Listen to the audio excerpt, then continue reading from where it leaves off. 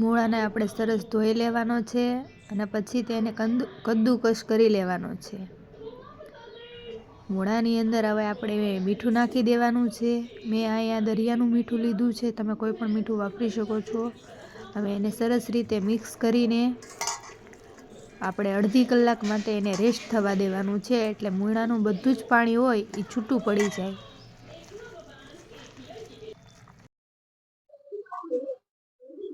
આદુ અને લસણ, સફરજન. હવે આપણે આની સ્મૂથ પેસ્ટ બનાવી લેવાની છે. ડુંગળીને આપણે કાપી લેવાની છે, એના પાર નોખા કરી લેવાના છે.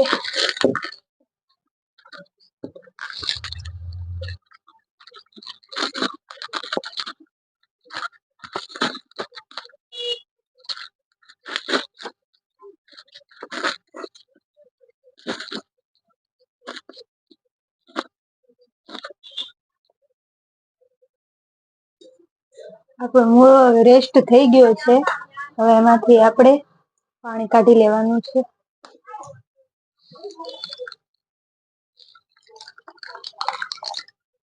સરસ નીચવી લેવાનું છે, એટલે બધું જ પાણી નીકળી જાય.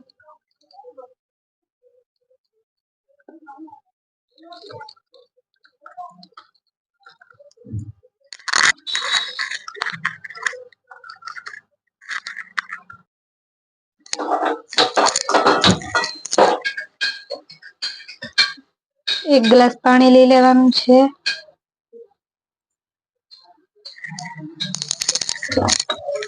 પાણી સરસ ગરમ થઈ જાય એટલે આપણે એમાં 1 ચમચી કોર્નફ્લાવર નાખવાનું છે. આંગળી રહી શકે એટલું ગરમ પાણી થાય એટલે આપણે 1 ચમચી કોર્નફ્લાવર નાખી દઈશું અને સરસ રીતે હલાવી લઈશું. સરસ રીતે હલાવતું રહેવાનું છે, એટલે નીચે ચોંટી ન જાય.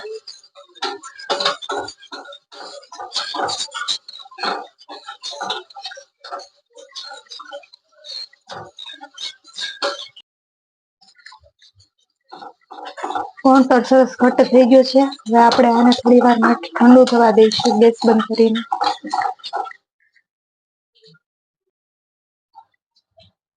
આવું ઘટ્ટ થઈ જવું જોઈએ.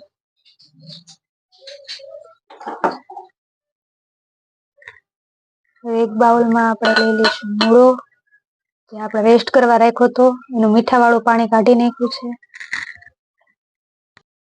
હવે આપણે એમાં નાખી દઈશું લીલી ડુંગળીના પાંદડા. હવે તેમાં આપણે નાખી દઈશું આદુ, લસણ અને સફરજનની પેસ્ટ. હવે તેમાં આપણે લઈ લઈશું સોયા સોસ, સ્વાદ પ્રમાણે મીઠું, 1 ચમચી ખાંડ, 3 ચમચી કાશ્મીરી મરચું. કાશ્મીરી મરચાની જગ્યાએ તમે ચીલી ફ્લેક્સ પણ યુઝ કરી શકો છો. કોર્નફ્લાવરની જે આપણે પેસ્ટ બનાવી હતી ગરમ કરીને, એ નાખી દઈશું. હવે તેને બધું આપણે મિક્સ કરી લઈશું.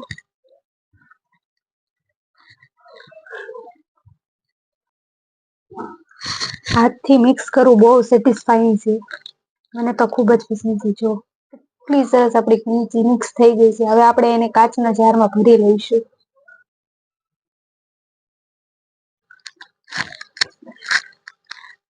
હવે આને આપણે કાચના જારમાં ટ્રાન્સફર કરી દઈશું.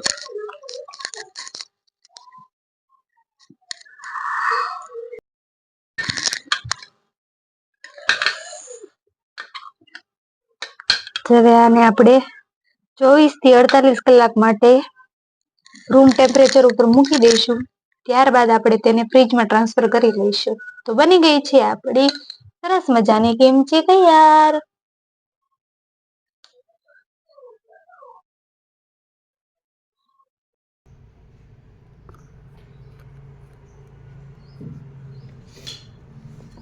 હવે આપણે કિમચીને ચેક કરી લઈશું. જો આવી રીતે દબાવવાનું છે. જો આ બબલ્સ દેખાય, તમારી કિમચી તૈયાર છે ફ્રીજમાં મૂકવા માટે.